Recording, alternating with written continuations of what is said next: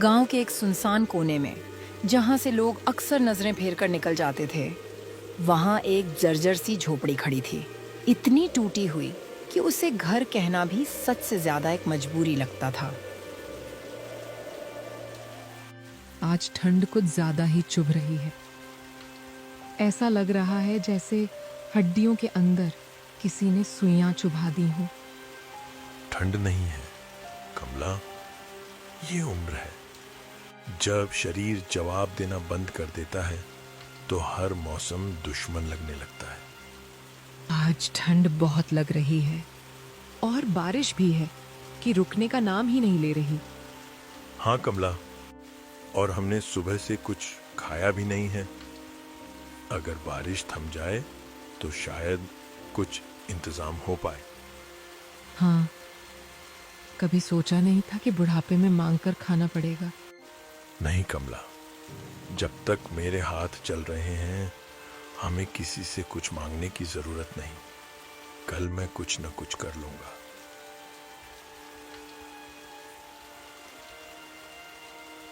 बारिश की आवाज के बीच दोनों बिना कुछ खाए चुपचाप लेट जाते हैं।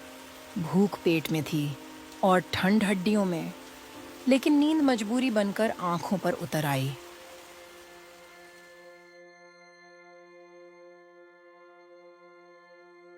अगली सुबह हरिदास काम की तलाश में गांव की ओर निकल पड़ता है। बाहर ठंड अब भी वैसी ही थी, हवा तेज और हाथ सुन्न कर देने वाली।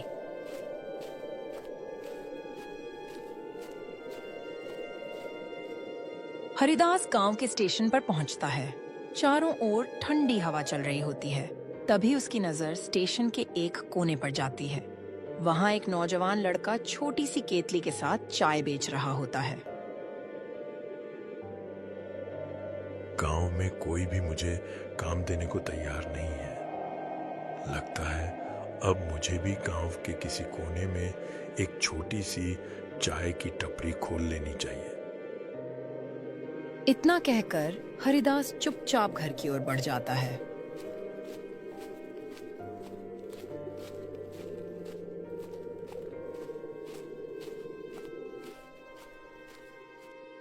कमला, गांव में शायद अब कोई काम न मिले। मैंने सोच लिया है मैं गांव में ही एक छोटी सी चाय की टपरी खोलूंगा। पर हम चाय की दुकान कहाँ खोलेंगे? कहीं कोई खाली जगह दिख जाएगी, उसी कोने में अपनी टपरी लगा लेंगे। ठीक है, अपना ख्याल रखना। बाहर ठंड भी बहुत है। चलो, अभी मुझे बर्तन और थोड़ा बहुत सामान इकट्ठा करना है।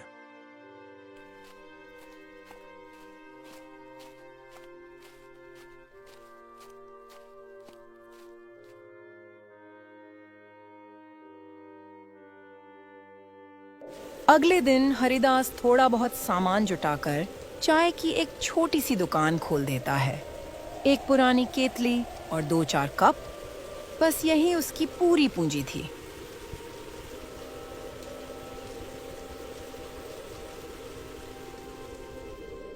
सुबह सुबह एक ऑटो वाला हरिदास की दुकान पर आकर रुकता है।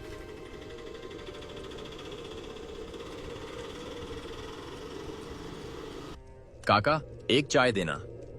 बारिश के बाद ठंड बहुत बढ़ गई है तो कुछ गर्म पीने का मन हो रहा था। हाँ बेटा, अभी लो एकदम गरम गरम चाय। रिक्शा वाला चाय का कप हाथों में लेकर धीरे धीरे चाय पीने लगता है।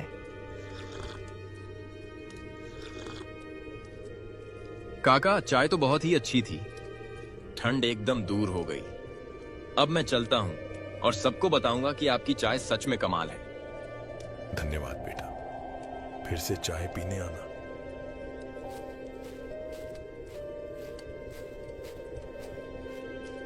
धीरे धीरे हरिदास की छोटी सी दुकान पर और भी ग्राहक आने लगे। अरे काका, बहुत अच्छी चाय बनाई है आपने। सच में, ऐसी चाय तो बहुत दिनों बाद पी। हरिदास के चेहरे पर हल्की सी मुस्कान आ गई। काफी समय बाद उसे लगा कि उसकी मेहनत रंग ला रही है।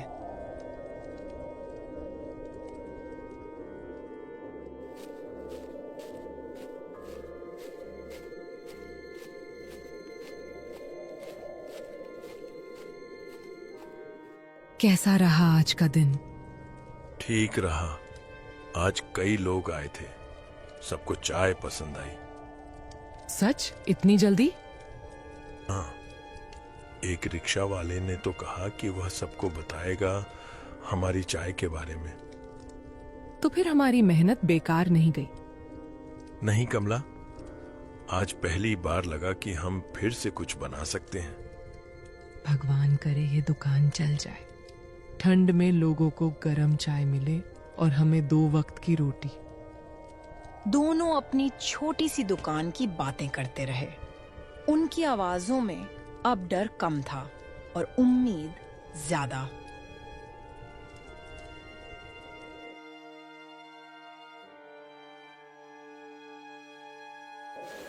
अगले दिन सुबह अचानक बहुत तेज बारिश शुरू हो गई। तेज बारिश और आंधी के बीच हरिदास की छोटी सी दुकान हवा के झोंकों में उड़ गई, जैसे किसी ने उसकी मेहनत को पल भर में छीन लिया हो। बारिश के बाद जब हरिदास दुकान पर पहुंचा तो टूटी हुई टपरी देखकर उसका दिल बैठ गया।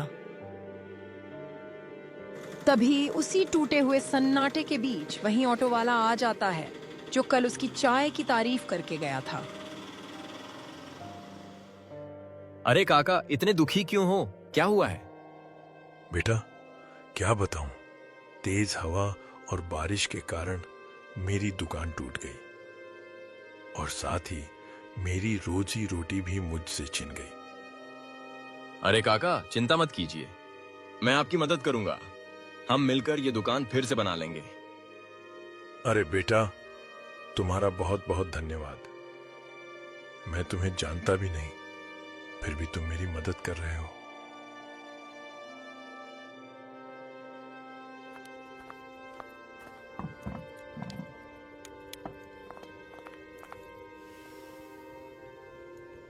लीजिए काका, आपकी दुकान फिर से बन गई। अब आप अपना काम फिर से शुरू कर सकते हैं। धन्यवाद बेटा, तुमने मेरी इतनी मदद की। कोई बात नहीं काका, अब मैं चलता हूं, फिर आऊंगा आपकी चाय पीने।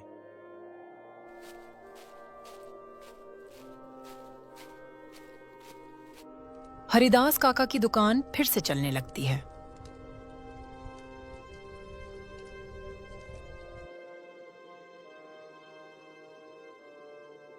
चाय की कमाई से हरिदास अपनी झोपड़ी की मरम्मत करवाता है। टपकती हुई छत पर वह नई तिरपाल लगाता है। कमला, अब छत से पानी नहीं टपकेगा। मैंने ऊपर तिरपाल डाल दी है। हाँ, अब बारिश और ठंड में घर गर्म रहेगा। और देखो, कुछ पैसे भी जमा हो गए हैं।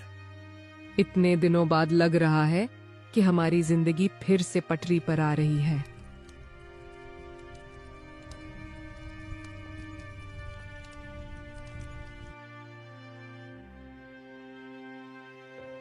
इसी तरह दिन बीतते गए। बिना शोर बिना चमत्कार जिंदगी धीरे धीरे अपनी जगह बनाती चली गई। एक दिन वही ऑटो वाला फिर से आया, लेकिन इस बार उसके साथ उसका ऑटो नहीं था। वह पैदल चलता हुआ, थोड़ा झुका हुआ और चेहरे पर चिंता लिए हरिदास की दुकान के सामने आकर रुक गया। क्या हुआ बेटा, आज तुम इतने खोए हुए क्यों लग रहे हो? कुछ नहीं चाचा, मेरा ऑटो रिक्शा, मेरी रोजी रोटी सब मुझसे छिन गया। क्या हुआ बेटा, जरा ठीक से बताओ। मैं समझ नहीं पा रहा हूं कि ऐसा क्या हो गया। काका, कुछ दिन पहले जब मुझे ये ऑटो खरीदना था तो मैं एक जमींदार से पैसे लेने गया था।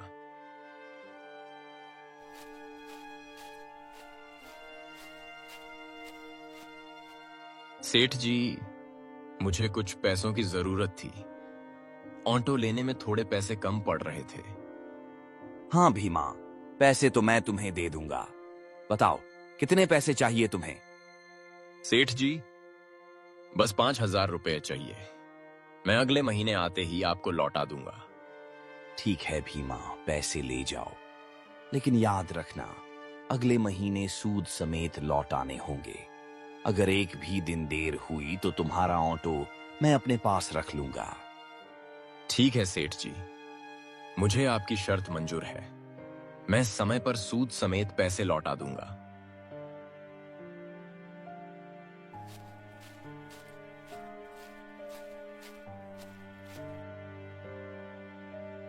एक महीना बीत जाता है। एक महीने के बाद सेठ रास्ते में भीमा को रोक लेता है। उसकी आंखों में सख्ती थी और आवाज में वही पुराना घमंड। भीमा, मैंने कहा था ना कि 1 महीने बाद मुझे मेरे पैसे वापस कर देना। माफ कीजिए सेठ जी, किसी कारणवश मैं अभी पैसे नहीं दे पाया। बस कुछ दिनों का और समय दे दीजिए, मैं जरूर लौटा दूंगा। नहीं भीमा, अब कोई बहाना नहीं चलेगा। अब तुम्हें अपना ये रिक्शा मुझे देना ही होगा। जब तुम्हारे पास पैसे हो जाएं, तभी आकर इसे वापस ले जाना। पर सेठ जी, ये रिक्शा ही तो मेरी रोजी रोटी है। इसी से मेरा घर चलता है। कृपया सेठ जी, थोड़ा और समय दे दीजिए। सेठ उसकी एक भी बात नहीं सुनता। बिना किसी दया के वह भीमा का ऑटो रिक्शा अपने साथ ले जाता है।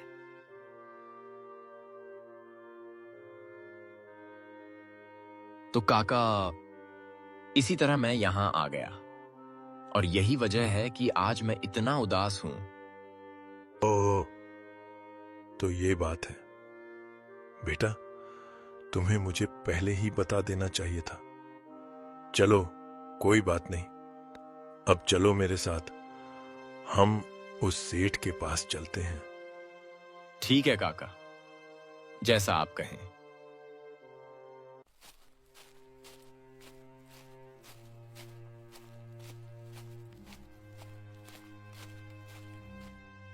बोलो भीमा, कैसे आना हुआ? मैं पहले ही कह चुका हूं, बिना पैसे दिए ऑटो रिक्शा वापस नहीं मिलेगा। हाँ सेठ जी, आप भीमा को उसका रिक्शा वापस कर दीजिए। पैसे मैं भर दूंगा। पर काका, आप क्यों पैसे दे रहे हैं? मैं खुद पैसे जमा करके दे दूंगा। बेटा, उसके लिए तुम्हें रिक्शा चाहिए होगा ना। रिक्शा रहेगा तभी तो कमा पाओगे और अपने पैसे वापस कर पाओगे। सेठ जी, ये रहे आपके पैसे।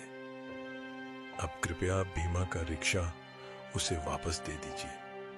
ठीक है भीमा, अब तुम अपना रिक्शा लेकर जा सकते हो।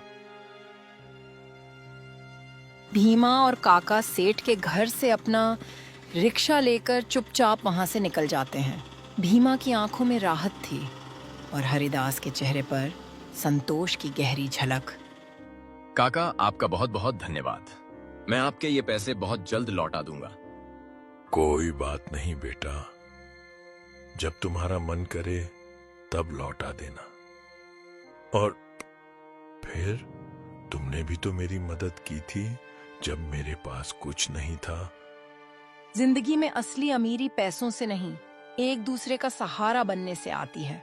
आज हरिदास ने भीमा को संभाला, कल कोई और किसी और को संभालेगा और इसी तरह इंसानियत जिंदा रहती है।